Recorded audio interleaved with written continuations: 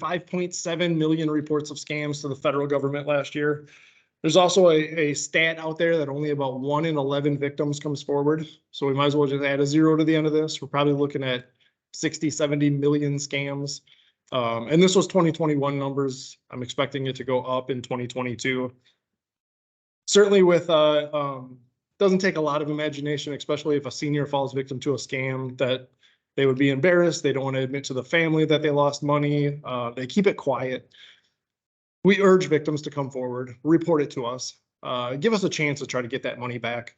Even if we can't get that money back, there's value in reporting it to us. Our numbers will be more accurate. We report numbers to the federal government. We learn what new twists on scams are working, and we can update presentations like this and hopefully help out other folks moving forward. A lot of people find it interesting that younger people fall victim at a higher rate, twice the rate of our seniors. Yeah, don't ask me why. I don't know if that's just they're more online, they're more willing to share information, they're more out there, more willing to talk to people. But there's only good news for our younger people is on average, they don't lose as much money. So, and of course, that's the bad news for our seniors. Seniors lose about 3 times as much money. And we'll talk about some scams that, you know, I know this is a business presentation, so we're going to talk about business scams, but I also know that y'all have a lot of customers and you know, we're trying to look out for those folks too. Gift cards are a preferred method of payment for the scammers. Anybody, any idea why the scammers want you to pay with gift cards? Untrackable. Yeah. So if we at the state or law enforcement send a subpoena to that gift card company, at best we, you know, might get a state or a country that transaction took place. You know, it's a plastic card. It looks just like a Visa card or MasterCard, but there's no name associated with that card. There's no account. There's nothing really to look up. So the criminals get their hands on that money immediately. They transfer it off that card onto some other card they control. And then it's next to impossible to get that money back. We don't see it as much anymore, but some criminals still will have victims wire money. Certainly in the business world, there's a lot of wiring money that can go back and forth that you have to watch out for. But the new player in scams is Bitcoin, so cryptocurrency. And I actually looked it up right before today's presentation. That building right over there, there's a Bitcoin ATM, the next parking lot over. Did you know that? Have you guys seen a Bitcoin ATM? Yeah. Yeah. So it's right next door to you between the Verizon and the Cricket. Is that? So what these are, you're going to start seeing these pop up. I've seen them at Quick Trips. I've seen them at Festival Foods. I've seen them at Casey's gas stations. I'm not saying anything bad about those businesses, but you're just going to start seeing more and more of these Bitcoin ATMs pop up right next to the regular ATM. It's just becoming so easy to turn your US dollars into Bitcoin. You can feed your money into this machine, it prints off a little receipt, and you just bought Bitcoin. So the criminals are coaching people to do that. You know, they'll coach a victim to come here to the bank, pull out a bunch of money, go right over there, feed it into that machine, and then take a picture of that receipt or give that code to somebody over the phone or the computer. And just like gift cards, once they do that, that money is gone, and cryptocurrency is untraceable, even more untraceable than gift cards. So some things to look out for. How do they scam us? Emails, text, phone calls, that's the big 3. I mean, can they pay for things to show up to your businesses in the mail? For sure. Trying to reach about your car's auto warranty. My daughter's boyfriend actually received a postcard in the mail. You know, so somebody paid for postage for that. Gives you an idea how much money they're making on some of these scams.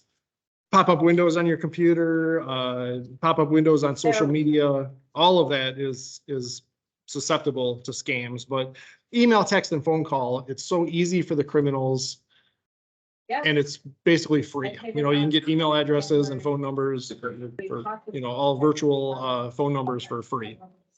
So let's talk a little bit about some of the calls. Caller ID is pretty much worthless. You can make your caller ID say, you know, they can make your caller ID say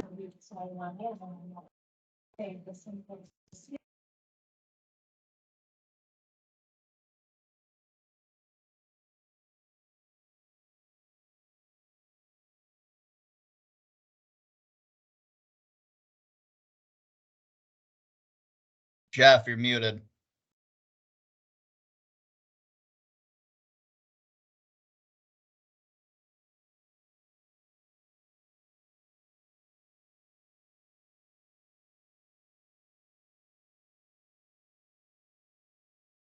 I still can't hear you.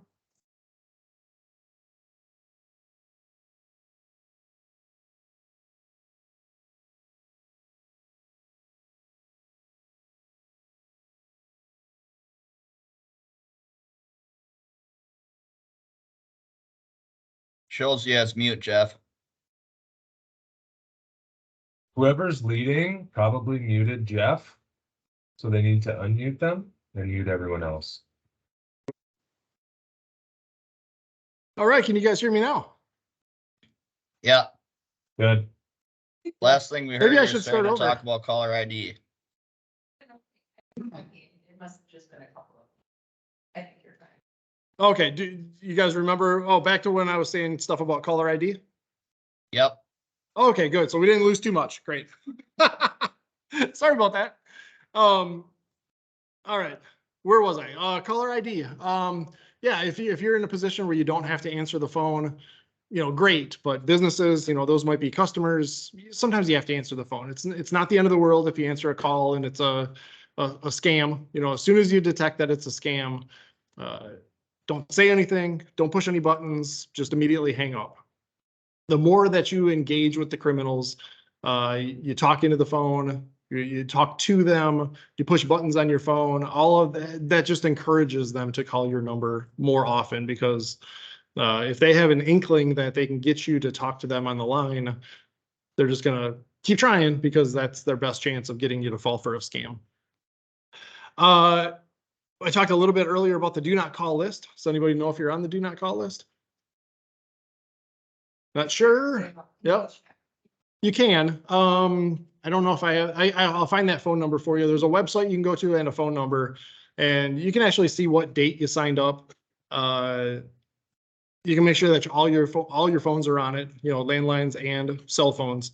So here's how the do not call list works. We're the people at the state that administer that. It's for telemarketing. Telemarketing is when a real business wants to call up a consumer and sell a product or a service. And if businesses want to do that in Wisconsin, they have to register with us at the state, and there's a way they can scrub their number list against the do not call list, so you don't accidentally call somebody you're not supposed to. I actually think it's a really, really well-run program. Do businesses sometimes not know the rules, and we have to step in and kind of make sure they're following the rules? Sure. What it doesn't stop, though, is the scam phone calls. These are criminals. They're not real businesses. They're just pretending to be with a business, or pretending to look like something official. Certainly, if we could catch them, we'd go after them, but they're most likely not in Wisconsin. They might not even be in the US. So I still think there's value in being on the do not call list. As a consumer, here comes an incoming phone call. I don't recognize that number. Well, it's not a real business calling me up because I'm on the do not call list. So by default, it just makes it easier to kind of ignore those unknown numbers and avoid wasting your time with scams.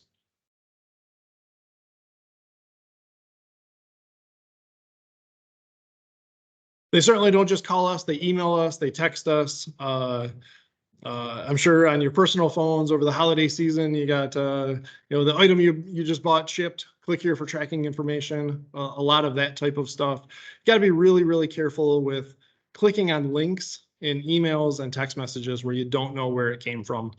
And I think this is one of Stacy's favorite stories. Put a business twist on this, of just how just clicking on a link in an unknown text message can turn out bad for your business. There's a CFO of a company up in Minnesota. This was about 3 or 4 years ago. I was reading this article. This particular CFO really likes to play poker tournaments in Vegas, and he has a big Twitter presence. He's on Twitter a lot. So a criminal saw that he's playing a poker tournament in Vegas, saw it on Twitter, and had his work cell phone number. And that's really all the criminal had to work with.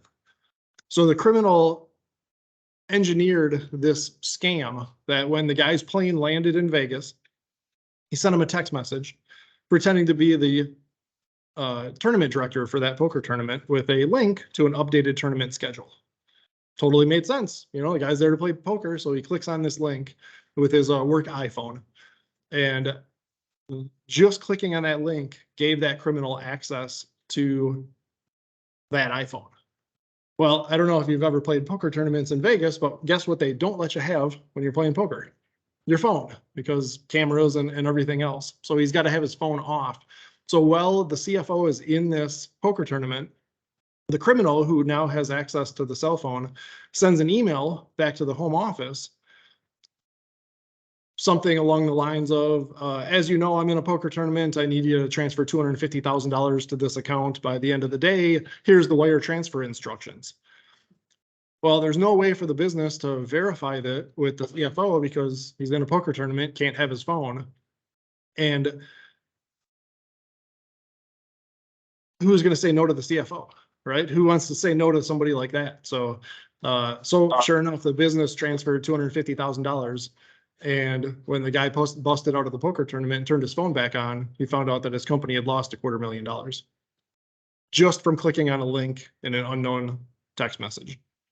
So I'm not picking on iPhones, I'm not picking on Android or Macs or PCs or whatever, but all devices can be compromised if you click on the wrong link. So one of the big things to avoid scams is you got to know who sent you those messages before you click on that stuff. You know, whether it's in our personal lives or our business lives, it's worth it to just reach out through another form of communication and call that person up and be like, hey, did you just send me an email or a text message with a link? You know, what is that? And we've all seen these messages on like Facebook Messenger that I've been hacked or something like that, or all of a sudden you get a friend request, and Facebook Messenger is full of this type of stuff. I've seen the text messages. Oh my God, did you see who died? And there's a link. Or, oh, I didn't know you were on YouTube. And there's a link. You know, and it's like, who doesn't want to click on that stuff? You know, but if you click on the wrong link, you can open yourselves up to vulnerabilities. Emails. It's getting harder and harder to tell fake emails apart from the real emails. Has anybody heard of Frank Abagnale, the famous Catch Me If You Can scammer guy, the Leonardo DiCaprio movie from the early 2000s? I saw him speak at an AARP conference in Madison back in 2019. And so he works for the FBI now as like a consultant. And he was telling us about some of the phishing emails that he's seen come across his desk. And it's amazing how little information the scammers will have and then how they can craft this really good looking email. So I think one of the scammers had seen on Facebook that somebody had gone to somebody else's house for dinner. So then they send out this phishing email pretending to be that person who happens to be a CEO of a company. And it was like, oh, Jim, it was great to see you last night. You know, that lasagna was amazing that your wife made and you know, blah, blah, blah. And it's just information that they had seen on Facebook. And then all of a sudden it's like, you know, as you know, I'm out of the office next week and I need you to transfer this type of money. And there was another one that he shared of, you know, somebody had just seen that two people in a company had played golf with each other. Same thing. It comes out, oh, Jim, it was great to see you yesterday. How about that shot on 16? You know, and then as you know, I'm out of the office next week. And I mean, it's really crafty, these criminals that in the business world, you really got to look out for this type of stuff because before you know it, you're going to be transferring money. Now, I don't know if this is showing up on the screen very well, but if you look close at the email address on here, it's ABD Bank, and it's supposed to be like ABC Bank. You know, there's little, just one letter off. The really crafty criminals, there's so many different languages that you can put your keyboard into. So it might even say ABC Bank, but it's a different letter that they're using. So there's so many different ways to hide email addresses. Again, you got to have some kind of two-factor authentication. You got to have another form of communication. You're going to reach out to that person via phone or another form of communication, you know, before you should be transferring money. Spear phishing, CEO fraud, same stuff. You know, if they can get access to one of these email addresses or they can spoof it, And all of a sudden somebody's asking you to transfer money, you know, who's going to say no to the boss, you know, and before you know it, money is getting transferred. There's so many other ones that you got to look out for with businesses. I've seen stories though, they'll come into your office and they'll just leave a flash drive laying on a table and it'll say payroll confidential. Who doesn't want to put that in their computer and see what everybody else is making, right? But you know, you put a malicious USB device into your laptop and all of a sudden your device is hacked, let alone, you know, insurance fraud and other things like that. Let's talk about some other scams and just kind of how these scams work in general, because this is going to cross over for business and in your personal life. So there's a lot of not bad psychology, just a lot of psychology that they use against us in scams. So they try to get us into this excited emotional state where just we as human beings don't make good decisions. Well, one tactic that they use to do that is scare tactics. So when they pretend to be from the government, it's easy to say scary things, you know, that you owe back taxes. And if you don't pay them right now over the phone, they're going to send the police to your house and arrest you. Or they pretend to be law enforcement. You just have a warrant for your arrest. Or the new twist on Social Security I'm hearing about, your Social Security number has been used to rent a car in Texas. The police have the car stopped. They found blood in the car, evidence of drug trafficking, human trafficking. You're listening to this on the phone, the blood pressure is going up, and logic goes out the window. You know, when we're upset about something, by the time they get to the pitch on the phone where they're talking you into going and transferring your money into Bitcoin or buying prepaid gift cards, you're not thinking straight. Every victim I've ever talked to afterwards, after they've had a chance to calm down, they all tell me the same thing. It's like, I know that's a scam. I know I'm not supposed to buy gift cards and I've heard about this type of stuff before, but in the moment, they get you so worked up and you're not thinking straight. Now, will the government ever call you? Well, let's say if I said will the federal government call you out of the blue? I think we can all agree that one's no. So you get some random phone call from Social Security or IRS, you know, that's the more easy scam to detect, to avoid. But you can just be in the wrong place at the wrong time with some of this stuff. I know you can call up your local Social Security office and you can set up a time for an agent to call you back. And when you're expecting a phone call, that's where you're most vulnerable to these types of things. Let's just pretend you have an appointment set up tomorrow at 2 o'clock for Social Security to call you back. And tomorrow at 1:59 p.m., your phone rings and it says Social Security. It's just too easy to go, oh, this must be them calling me back. But you could just be in the wrong place at the wrong time. That's where you really have to be on your toes. I have another good story here with utility imposter scams. Being in the wrong place at the wrong time. I'm not sure if I shared this story before. I was doing this presentation in Trempealeau County at the Sheriff's Department. And so I have a room full of sheriff's deputies. We're talking about these scams. And just the week before I was there, they had a citizen fall victim to this utility imposter scam. It's a simple scam. They call you up, they pretend to be with the power company, and they tell you that you're behind on your bill, you know, get you on edge, you know, that, oh no, I'm in trouble. And that there's a crew on the way to your house to turn your power off. I need you to pay right now over the phone. There's that sense of urgency. You got to do something right now. Don't have time to think about it or something bad's going to happen. Your power gets turned off. So this lady receives this phone call, says XL Energy on caller ID. She answers. Of course, they said XL Energy. That's the power company up by Trempealeau County. And they told her she's behind on her bill. Well, that part clicked. She was behind on her bill. So that made sense to her. They told her there's a crew on the way to your house to turn your power off. So she walked over to her living room window and guess what happened to be driving down her street? An XL Energy truck happened to be coming down her street. And it was just bad luck, but honestly, put yourself in her shoes. Who would not think you're talking to the real power company? Oh my gosh, they're here. They're going to turn my power off. She ended up losing $5,000 over the phone that day. And she's still behind on her bill because none of that money went to the power company. It went to a criminal. Now, I hate to Monday morning quarterback a victim, but this is just a perfect example of showcasing that when you receive a phone call or an email or a text, you just don't know who that is. There's just way too many ways they can hide that. So in order to avoid scams, we always have to know who we're talking to. Well, the only way we know who we're talking to is when we make the call to a known trusted contact number. So in that situation, if you have the wherewithal about you, you know, she should have taken a deep breath, hang up. You can always hang up the phone. Even if you're getting flustered, that's probably a good sign that you should be hanging up the phone. Give yourself a chance to think this through. If you hang up on a real business, I would imagine if you had bank customers hang up on you, that you'd be okay with that. You can always get a hold of that customer later.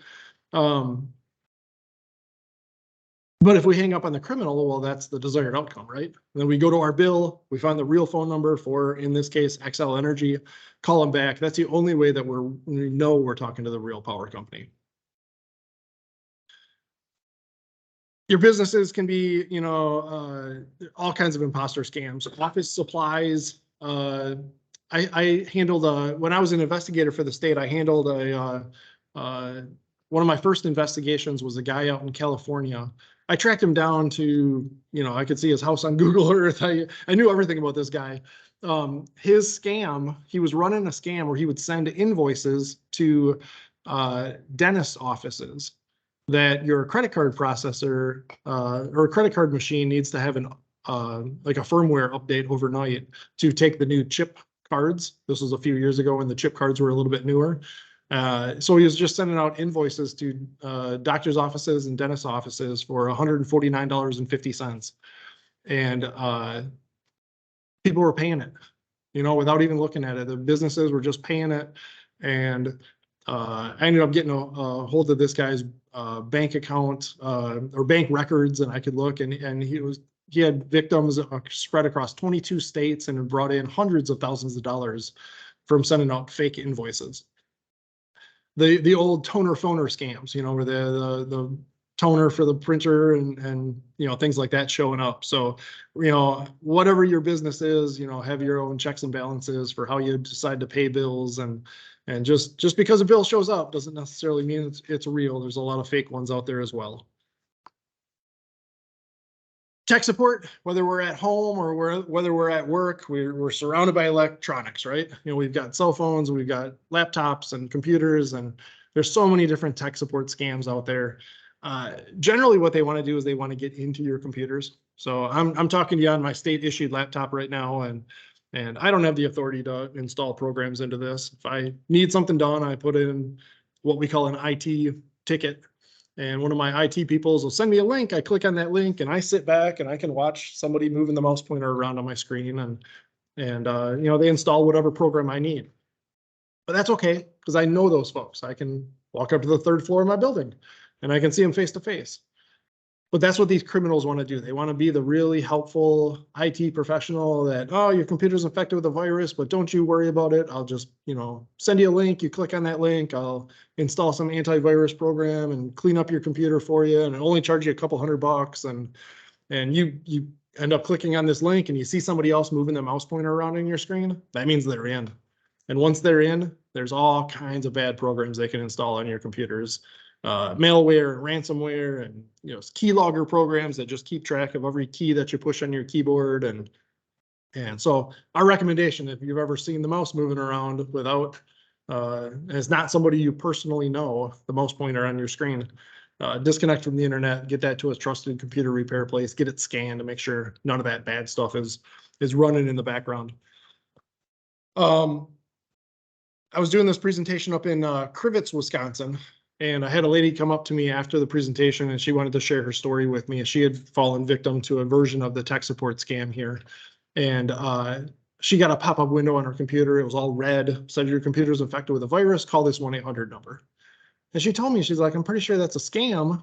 So she was just going to turn her computer off and back on. And I don't know. She said she tried to turn the computer off and they disabled her power button. Like, it wouldn't turn off. So I don't know if that was just, if they actually did that, or maybe the power button just didn't work, but that was the moment of panic where she couldn't turn her computer off. And now she's not thinking straight. Now, oh my gosh, this is real. Like, you know, I can't even turn my computer off. So she ended up calling that number. And remember how I said earlier, logic goes out the window? Well, before it was said and done with, the scammers had talked her into going to the bank, pulling out $17,000. Again, like you can buy a new computer for $1,000 or less, right? So logic is out the window. She pulled out $17,000, but here's where it gets really scary. Anybody familiar with Crivets? How far away from Green Bay is that? Hour 15, a good hour, right? They kept her on the phone to drive to Green Bay. They keep you on the phone because they don't want to give you a chance to calm down and even think about this and take a breath. And she's panicking, the whole time. Well, why did they have her drive to Green Bay? Because they had her drive to a Quick Trip that had a Bitcoin ATM. Feed $17,000 into the Bitcoin ATM. She gave that information to him over the phone, and she lost $17,000 that day, all stemming from a pop-up window on a computer. Less business related, but romance, relationship, sweetheart scams. This is the #1 scam in the US. More money lost to this scam than all other scams put together. And I can tell you there's a lot of other scams. It kind of took off with COVID. We were isolated from each other. We're human beings. We like companionship. So many more people started talking to each other online. Well, the criminals are out there online, and they will tell you everything that you want to hear. They'll develop these relationships with you and take weeks, months, even years. Not just romantic relationships. This could just be somebody you play cards with online or online game. Every online game has a chat function, right? Well, you start to develop these friendships. Well, eventually something, if it's a scammer you're talking to, eventually something bad is going to happen in their life, and they're going to start pulling on those heartstrings and start asking for money.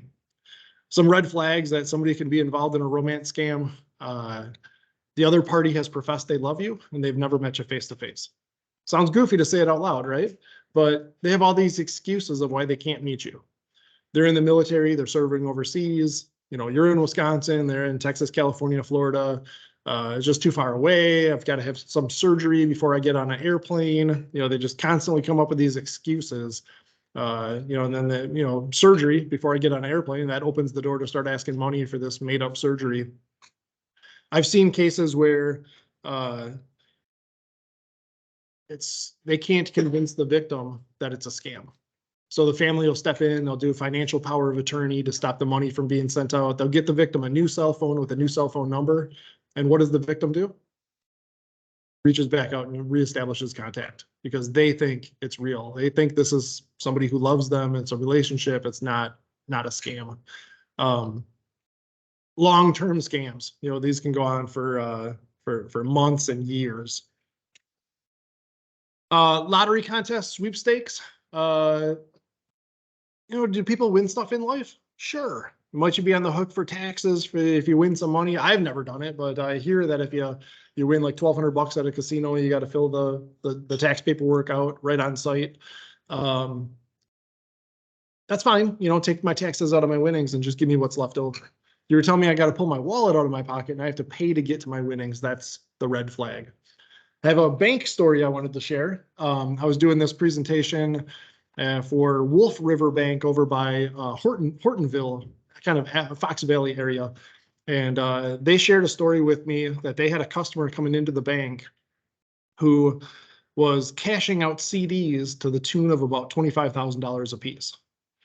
And she was telling the bank that her kids were building a house and that she was giving the money to her kids for like building materials or for building this house.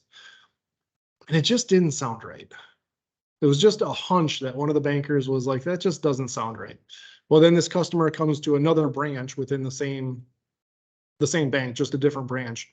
Same thing. She's cashing out CDs about $25,000 a piece, giving money to the kids. That's what the story was. So they pulled her into a conference room. I picture very much like the room I'm sitting in right now.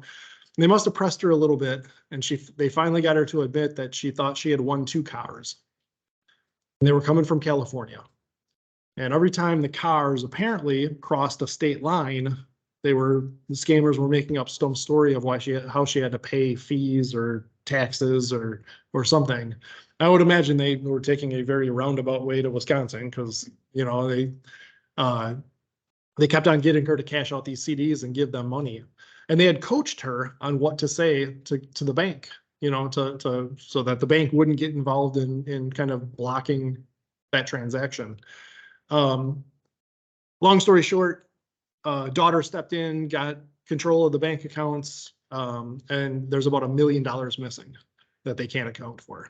Now, I'm not necessarily saying she lost $1 million to that one particular scam. She could have been maybe getting scammed a number of different ways, but there's about $1 million that they are unable to account for.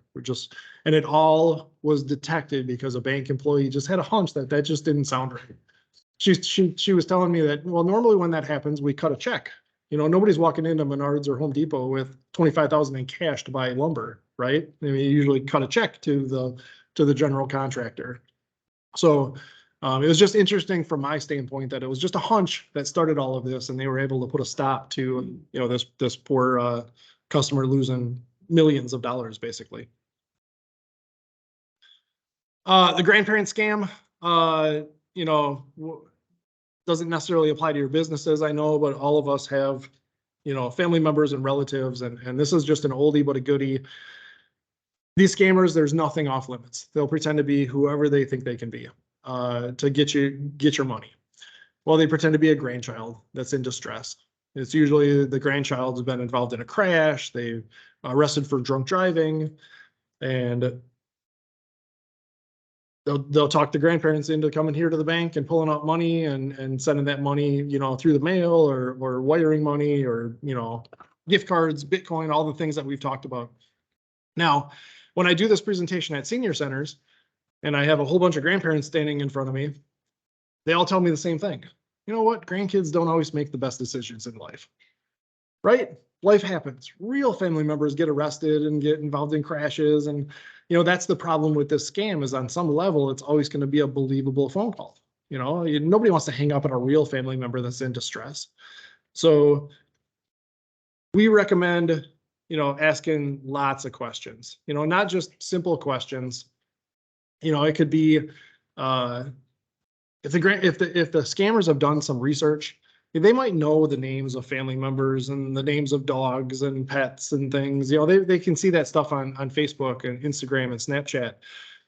Ask crazy questions that only the real family member would know. We recommend a family password. Just set up a unique word that only you and the immediate family members know. If you ever got this call, just for a second, you thought it was real, ask for the family password. You know what? Even if you don't have a family password set up yet, ask for the family password. Because if you're talking to a criminal, guess what the next thing is you hear? Click. And I always like to joke, if you're talking to your real family member, well, for their sake, let's hope they remember the family password, or they're going to hear click too, right? I was talking to Chippewa Falls, where we're right in Chippewa Falls area. I was at the senior center, and a gentleman told me this is what he does when he gets this phone call. He always goes, "Oh, is that you, Jimmy?" And of course, the scammer says, "Well, yeah, Grandpa, it's Jimmy." Because there's all these little tricks on getting you to give up a name. But he doesn't have a grandchild named Jimmy. He picks a different name intentionally to see if he can trap them in their own lie. I think that's ingenious. You know, that right away, now I know I'm talking to a criminal, and you can just feel good about just hanging up the phone. I know, right? You must get a lot of these phone calls. There is a way that they target seniors somehow, because every senior I've talked to has received a grandparent scam phone call, and people in their 20s and 30s, they never received grandparent scam phone calls. So there must be a way that the scammers can kind of figure out who they're calling and target older people. Check overpayment scams. You know, this can apply to your business and in personal life. If you're selling stuff on Facebook Marketplace or Craigslist, eBay, people are going to want to buy what you're selling for more than what you're asking. Too good to be true. They'll have some story of why these cashier's checks and money orders are already made out for this higher dollar value. I've been told you can take them right to a bank and you can show them to tellers and they can't tell that they're fake. I mean, the only way to tell is run it through the system. Well, trust me, it'll eventually bounce. But they don't just bounce in a day or two. They have it set up in a way where it can take weeks, and even I've seen stories of months before that check will bounce. So the simple scam is they get you to deposit this into your account, pull the money out before the check clears, send it back to them. And well, then when the bank or when the check bounces, who does the bank call? the customer, hey, we need that money back. Well, if you've already sent it to somebody else, he can see the issue there. Big Bend Police Department over by Milwaukee called me up with a new version of kind of a check overpayment scam. They had a customer over there, or a citizen over there, that received a phone call from McAfee Antivirus. You've heard of like that antivirus program. Well, he actually has McAfee, so he answered the phone, and here's how it went. They told him, oh, we messed up. Our computer systems were down. We were actually not protecting your computer for the last 3 months. We owe you a refund. So they talked the customer into giving his bank account number and bank routing number over the phone. Customer is expecting a $300 refund to show up in his account. What do you think happened? Oh, So everybody thinks that they got cleaned out, right? So the customer checks their bank account. There's a deposit pending for $30,000 into the bank account, right? Where's this going? So now that the scammer calls the guy back, they're frantic on the phone. Oh my gosh, we messed up. We screwed up. I'm in so much trouble. I'm going to lose my job. We tried to do this $300 wire transfer, but we hit too many zeros and it's 30,000, but it's already gone through. I'm going to get fired. I'm in so much trouble. I need you to go to the bank. You know what? For your trouble, you keep an extra 1,000 of that money for yourself and pull out the other 29,000 and send it back to us. And that's what he did. And I'm not making those numbers up. Those were the real numbers. Came to the bank, pulled out 29,000. Well, just like a bad check, it was a bad wire transfer. There was never 30,000 to begin with. It was just a pending transaction. Pulls that money out, sends it back to the criminal. Well, then of course the wire transfer never goes through, and the bank is like, we need that money back, and it's already been sent to somebody else. Auto warranty scam. We're trying to reach a bunch of cars auto warranty. I mean, this one is so popular. I think it's made it into pop culture now. I mean, there's nothing else to say about it. It's just 100% a scam. All they're doing is stealing people's premium monies. When your vehicle breaks down, your situation never, ever, ever applies. They never have to pay anything out. So I actually had one individual last year tell me that he was on the phone with one of these individuals and told him, I don't know if you're going to cover my vehicle. It's in the front yard on blocks and it doesn't have an engine. And you know what they told him? Hold on, sir. And they put him on hold for about 30 seconds. And they came back later and, yeah, we'll cover it. Because of course they'll cover it. They just want your premium money and they never have to worry about paying out. All right, charities, it gets tricky. So charities don't have to follow the do not call list. So whether you're on the list or not, you're going to get real charity phone calls and you're going to get all the fake scam charity phone calls. And on your end of the phone, my end of the phone, the receiving end of the phone, there's just no way to tell the difference. You can't trust caller ID. You can't trust what they say. So the only advice I can give to people when it comes to charities is just never, ever, ever give money over the phone when you receive the phone call. Don't let somebody call you up and tell you where your money should go. You decide where your money should go, if it should go anywhere. On the screen there, charitynavigator.org is a good website to go to if you want to do some research into charities. A lot of these charity scams, support the police, the fire, the EMS. Well, if you want to support one of those 3 agencies, I bet you know where they're located. Just drive there in person. At least then you know where your money's going, as opposed to giving it to somebody over the phone and just putting it in the pocket of a criminal. Student loan scams. There's a lot of student loan, or a lot of scams out there related to student loans. Basically, if you or family members or loved ones have student loans, 3 things to watch out for. If a company guarantees they can get you out of a student loan, that is a scam. Never give your FSA ID to somebody other than your lender. And probably most importantly, never send a payment to somebody other than your lender. It's a weird thing with student loans that if you miss one of those payments and now you're delinquent, and that interest can be retroactive back to the beginning of the loan, and then you're not in good standing, you don't qualify for real programs out there that can help people out. There are a lot of investment scams out there. So people try to get you to invest your money into crypto or multi-level marketing schemes, precious metals, all the things you see on the screen here. So this is not actually regulated by us. This is the Wisconsin Department of Financial Institutions. But scams are scams. We just urge victims to come forward, report it. if you report it to us and we need to send it to DFI, we'll do that. If DFI takes a complaint and it needs to come to us, we communicate really well with each other. But if it's somebody that's trying to get you to invest money, it's probably just a different state agency that can help you out with that scam. Cryptocurrency, anybody want to get invested into crypto? I tell you what, I was doing this presentation a year and a half ago, and I used to have a lot more people that were interested in it. Obviously, it's kind of crashed a little bit, and it's, people have seen, what happened with FTX and all this other stuff. Sure.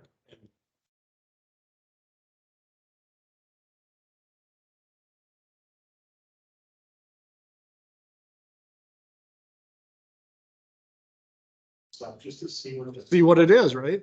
Yeah. Organized. Yeah, but you're intrigued, you wanted to do some research, see what this is all about. I mean, I'm not saying I'm any expert on crypto, but most people just don't know what it is. It's so hard to try to explain to somebody. It's just this out there in the cyber world, this virtual currency. It has value because people say it has value. It's kind of weird. With Bitcoin in particular, they don't even know who started Bitcoin. I mean, that's how anonymous this whole thing is. It started back in 2009. It's completely transparent in the sense that you can go look at the blockchain and you can see every transaction that's ever taken place with Bitcoin all the way back to the beginning. You can see where the Bitcoin has been transferred back and forth between people's wallets. The trick is those wallets are just numbers, letters, and symbols. It's impossible for law enforcement to figure out who belongs to those wallets, and that's what makes this so anonymous. Now, I've ran into people in my presentations. I talked to somebody in Pewaukee about a year and a half ago that bought a Bitcoin for $90 and he sold it for $45,000. So, I mean, it has worked out for some people, and that's what, everybody wants that, right?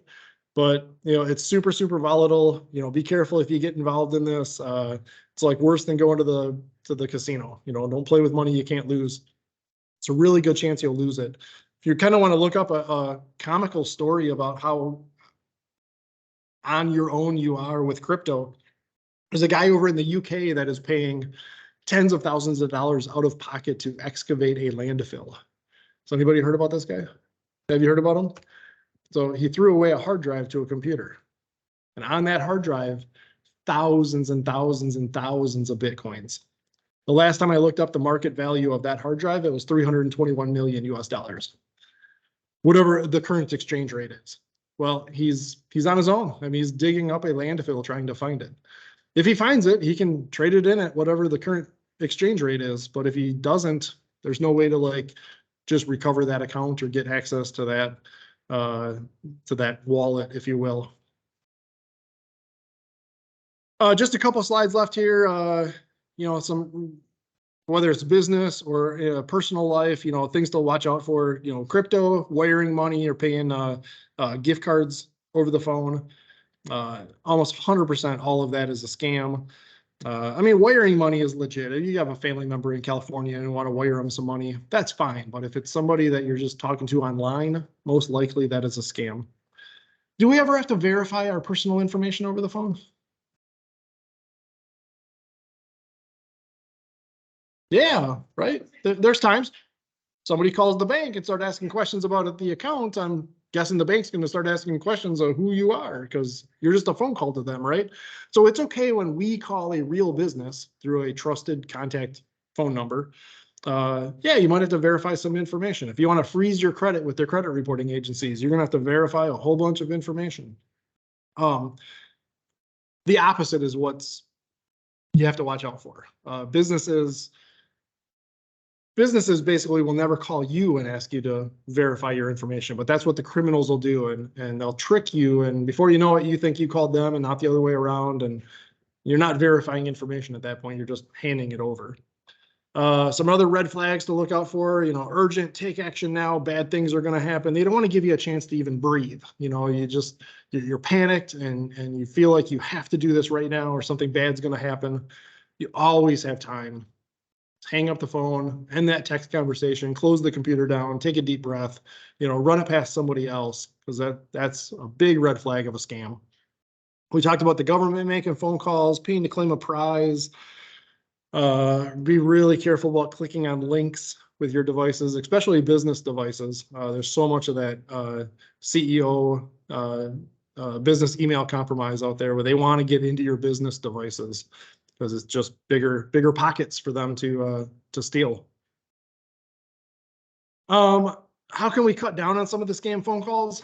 I don't have a perfect formula for you, but we're all consumers in this room and everybody listening online.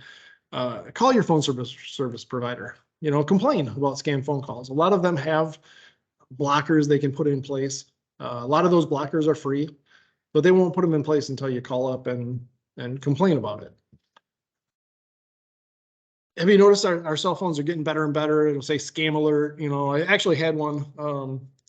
See if they left me a voicemail. I had a scam phone call during the presentation today. I don't think they left me a voicemail, but it looked like it came from a local number. It says spam risk on my phone. That's your phone authenticating phone calls. So basically the FCC has told the telecommunications industry, you got to do something about scam phone calls. Somehow that call failed authentication. Now they still allow it to go through to your phone just in case you actually recognize that number. You can still answer. I hear a case of reports every now and then where it said spam risk, but it was actually my daughter calling, and don't answer if you don't recognize the number. Lastly, with iPhones or Android devices, you can go into your phone and you can set your phone to not ring unless it's somebody you already have programmed into your address book. Now, in our private lives, or certainly for our senior population, that seems to be a much more popular option. Business, I get it, that doesn't work for you. You can't, ignore all those, potential customer phone calls. That's, I talk to people who are, realtors and business owners. And I mean, they have to answer the phone every time it rings. Like I mentioned earlier, as soon as you detect that it's a scam, just hang up, don't push any buttons, don't say anything. Lastly, I hope that none of this happens to you. I hope your businesses don't lose money. I hope you don't lose money. But if it happens to you or friends or family or loved ones, urge them to come forward, report it to us, report it to law enforcement, give us a chance to look into it, try to get that money back. At least we learn what scams are out there and we can update presentations like this, even if we can't get that money back. I'll leave this on the screen here for a second. Sorry to bombard you with QR codes. This is brand new. They wanted me to put a whole bunch of QR codes into our presentation. So starting left to right here, HR wants me to have you follow us on LinkedIn. My boss wants us more followers on Facebook, Instagram, and Twitter. And then the one on the far right will take you to our website. And then the last slide I have for you is basically just my name and number. I brought with some paperwork. I'm sure we can email that out to everybody that attended virtually. Just got our website and hotline phone number on it. That's really the big takeaway. If you have any questions, something pops up that Consumer Protection can help you out with, reach out to us. But if you could just repeat them, that way it's on the Yep. microphone Yep. for everybody. But do you have a list on your website of popular crimes that are happening at the time? So if Ryan were to have a phone call or an email come in, can he go to your website as a resource, or is it best just to call you? Sure. So the question is, do we have a list on our website of like current scams and current, things that are happening, that you could just go to our website and kind of see if this is, a type of scam that's going around right now? Not really. We have like our, top 10 list of our biggest complaints, and we'll do news releases and press releases when we see a big uptick in a certain type of a scam. But if it's not big enough that it kind of grabs that attention, we might not have a press release or a story out on it. The best would just be to call that 1-800 number and get a hold of one of our hotline staff. And, they're the most up to date on the calls that they're receiving every day. And then should we call you first, or call and make a police report first, or how does that work? Yeah, it's kind of both. I mean, reporting it to law enforcement is like on the criminal side of things, this is a crime, somebody tried to steal money or info from you. We want to give them a chance to do their criminal investigation, and then we'll help people recover as best we can. So it's kind of both. Report it to law enforcement, report it to us. Depending on the type of complaint, we might actually want to see that police report as well. When it comes to helping people recover from identity theft, we need like a copy of the credit report, a police report, some release of authorization forms. There's a bunch that kind of goes into that. Is there a dollar amount that has to be taken as a crime in order to investigate it? So the question is there a dollar amount in order for it to be investigated? Not for us. So I don't know if law enforcement, I don't know what their rules are in your area here, but you can always report it to us. Yes, Slightly different question, and use that same law, just on. sure. Yeah, once in a while, as a parish, with a situation where parishioners will get emails or text messages claiming to be moved, Yes. saying, hey, it's Father James, could you send me, so many gift cards with items or something like that? And I've called the police in the past, just, hey, there's somebody impersonating here. And, my parishioners, I'm getting them pretty well trained. I mean, I have a little, and maybe this isn't the right thing to do, but I'll usually jump on my Facebook account and just say, just so you know, there's somebody out there that's saying it's me. I'm not asking for gift cards. If you can write down the number that's calling you and send it to me. And then I call and I go to the police and I said, I've got these phone numbers. Impersonating me. And they were willing to look into it at the police office, at the police office, but they said, Father, just so you know, it wouldn't surprise us once we trace these numbers, they're probably actually coming from India. And Sure. because that's usually Yep. what they. And if it is international, we can't do anything about it.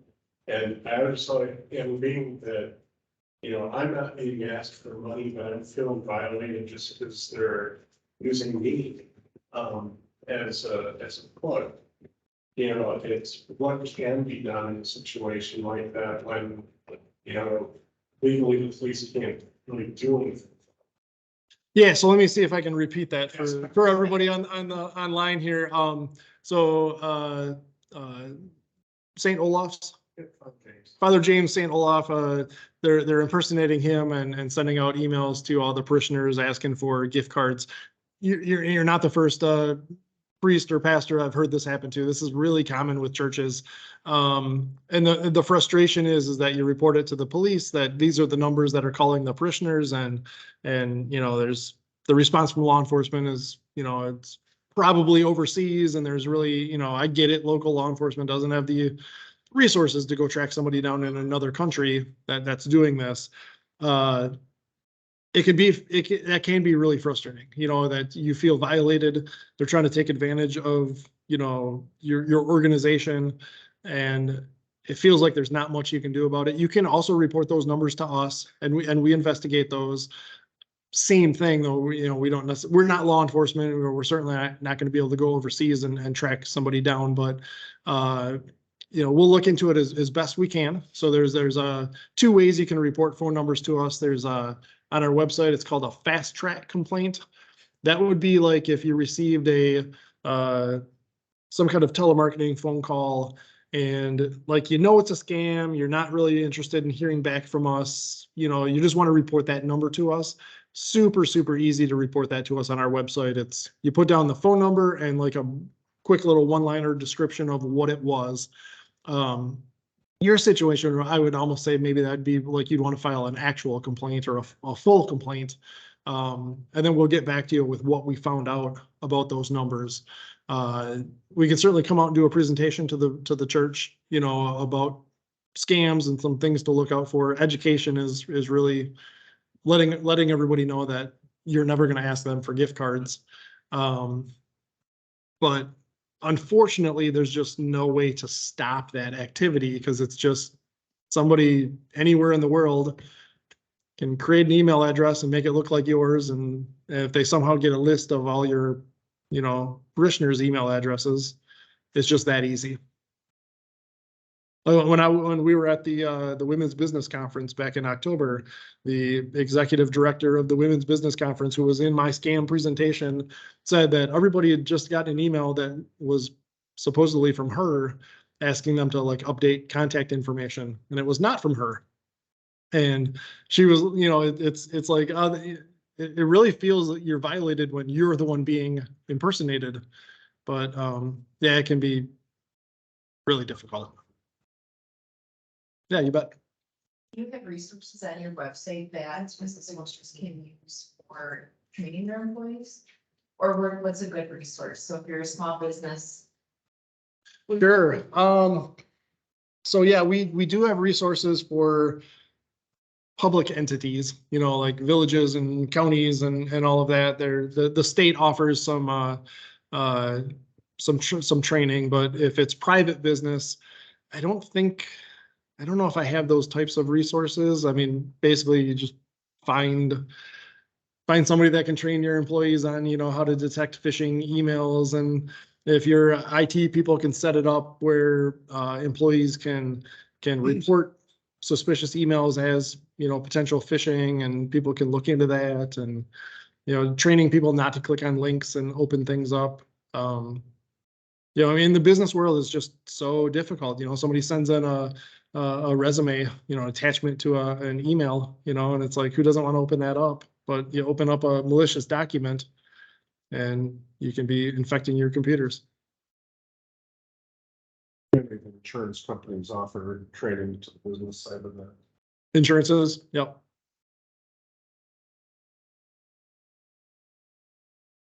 Facebook Marketplace, PayPal stuff going on. A little bit, the Facebook Marketplace, PayPal stuff. I'm just repeating it for everybody else. My husband didn't for that. Because he was selling something and somebody offered to buy the whole batch for a deal. And but the guy had to like send his brother over the next day who he couldn't get the money to, and so he was gonna send it via PayPal to us, and we're looking at our bank account, there's nothing in there. And my husband's getting mad at me because this guy is getting mad at him. And finally, I'm like, you know what, if he can't come up with a lousy $700 by tomorrow, forget it. And that ended it, but then we realized that the whole business is scam. Yeah, there's so many people online that will find you, when you're selling something online. There's so much to look out for. When it comes to PayPal, the biggest thing I usually see with the online stuff like Facebook Marketplace is the scammers will talk you into doing PayPal friends and family as opposed to PayPal goods and services. So PayPal, actually, there's some really good things about PayPal. They offer, it's called goods and services. So if you're buying something from some private person, Missouri, you're buying a fish finder for your boat and it's like, $2,000. Goods and services, PayPal will charge you, I think it's like 2 or 3%. So it costs you a little bit of money. But then if that person in Missouri never sends you that fish finder, you'll get your money back. But the scammers will talk you into doing friends and family, so you don't have to pay the 2 or 3%.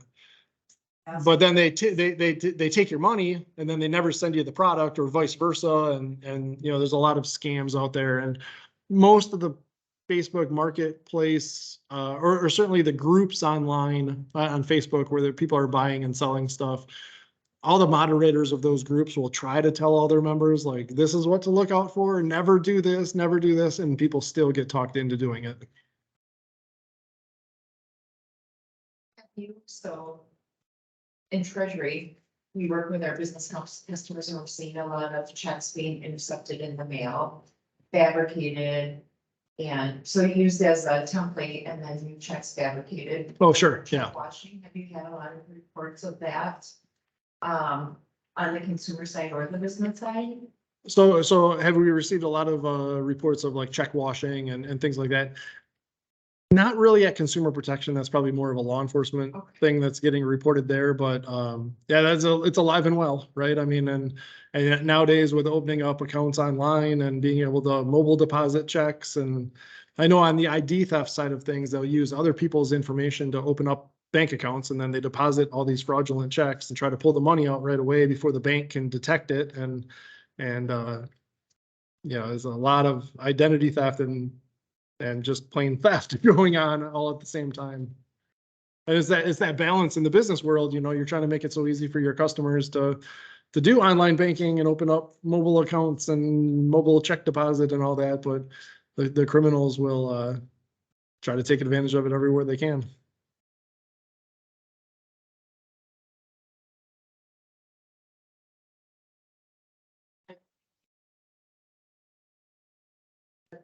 No, I was talking about is many insurance companies will offer training on how to prevent internal, phishing scams and stuff like that, to help detect it, stuff like that. As part of their safety training programs. That's the first place where I would go ask if they're looking to try to teach, your own employees how to help detect these things and how to avoid getting caught in them.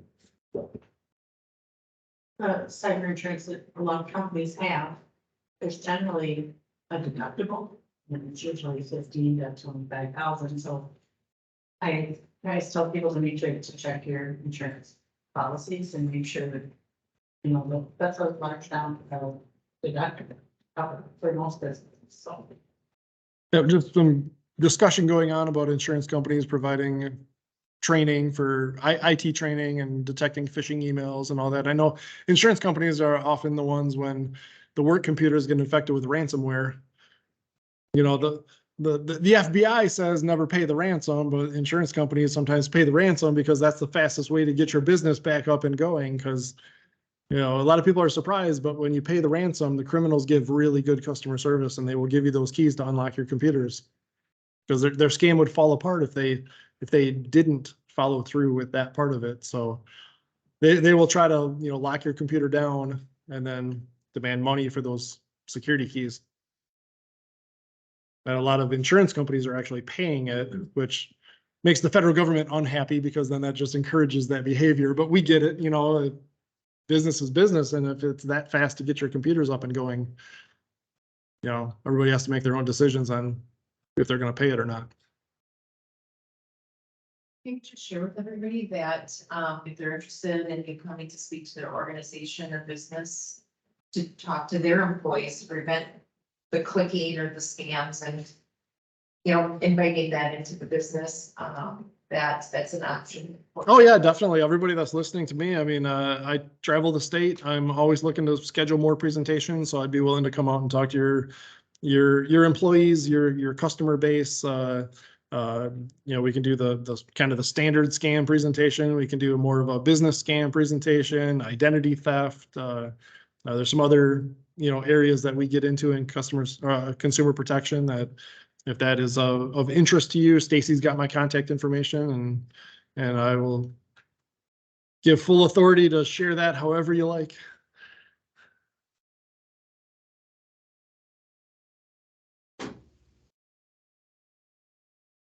And everything that I do is free of charge. We don't charge anything for this.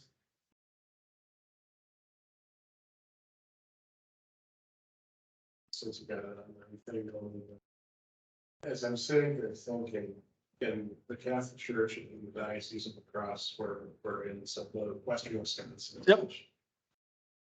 We have it set up, it's a program called Parish Software. We register parishioners.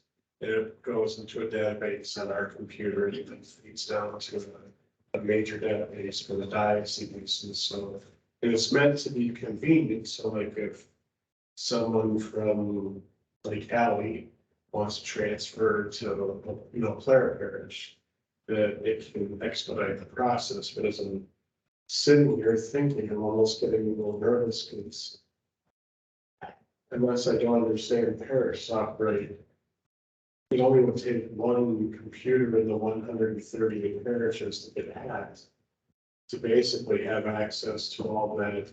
Yeah, so that's kind of a, so the question is, in the Catholic Diocese of La Crosse area, they use a program to register all their parishioners and all those computers are linked up to each other. I guess what we're getting at is data breaches. Data breaches we hear about them all the time. You as business owners, you've got all your customers' data, you've got your parishioners' data, you've got your employees' data, and all of us just individually as consumers, we're just at the mercy of all the places that have our information, that they have their computers updated and safe and secure and locked down, that, our information doesn't get leaked out through a data breach. There was like 2,000 data breaches last year. You just hear about them all the time. And if that happens, if somebody was able to break into one of those computers and get access to that entire list, people's personal information can be leaked out. That puts them at risk for identity theft. It simply just access to their email addresses puts them at risk of, falling victim to those phishing emails. Yeah.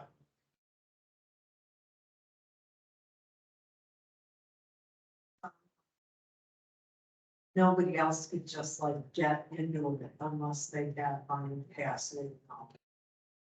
Yeah, I'm not familiar with any of those programs. I would say the best thing that I've seen businesses do is to encrypt everything so that even if somebody broke into your computers and stole those files, well, they're encrypted, and without the encryption keys, they're not going to be able to decode anything.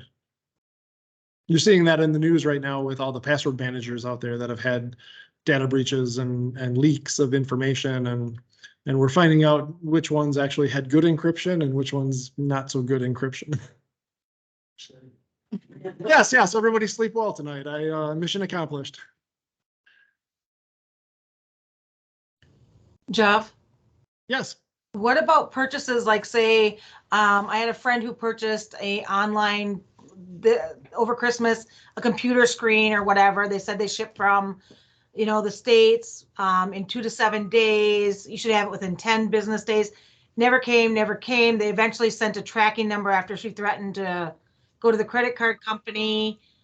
And eventually she got a package, obviously nothing close to what she wanted. Is there any way to spot those ahead of time? And who was it purchased through? It was like one of the Facebook advertisements. Oh, yeah. I mean, they can certainly file a complaint with us and we can dig into that and see if we can figure out, if that really is a business, and we can, we would have authority over that. That would be what's called a misrep.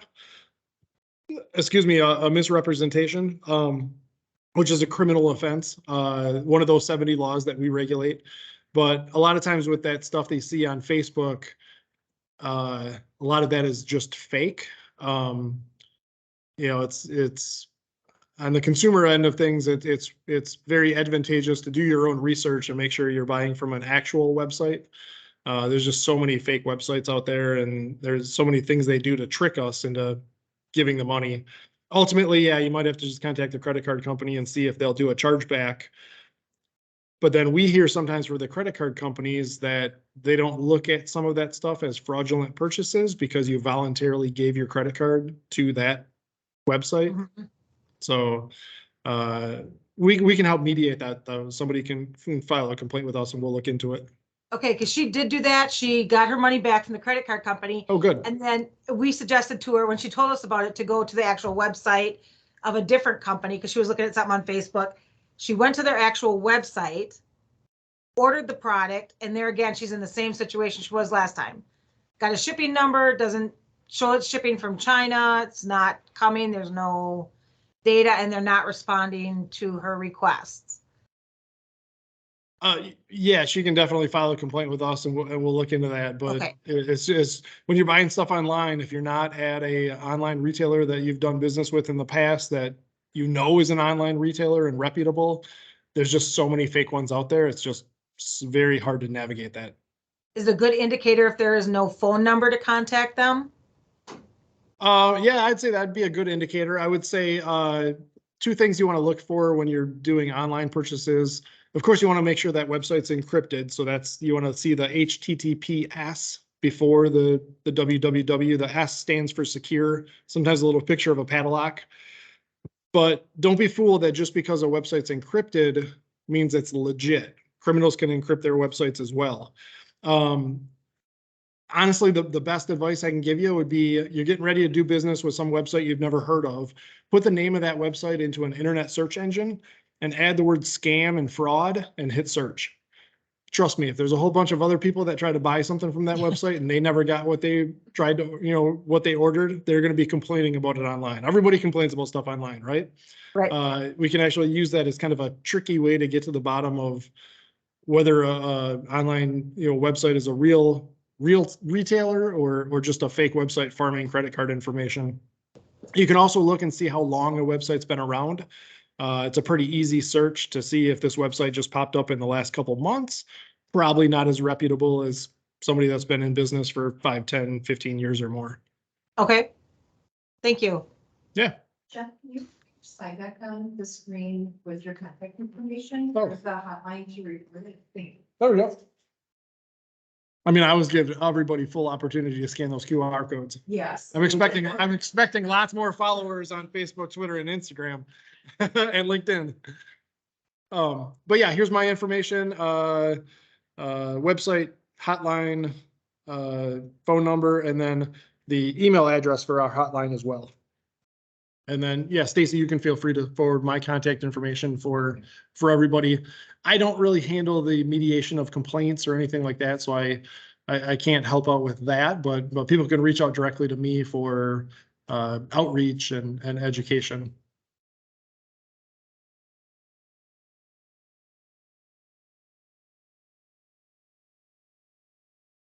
Are there any last questions for Jeff before we wrap up for the day?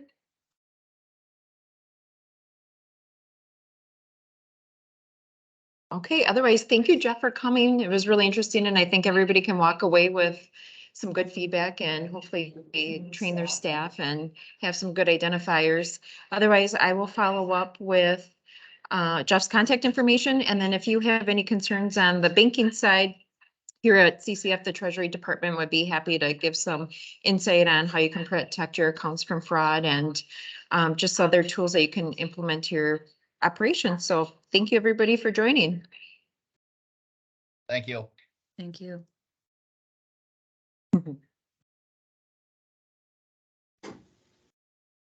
Good job. All right, thank you. Thanks for having me. That's amazing.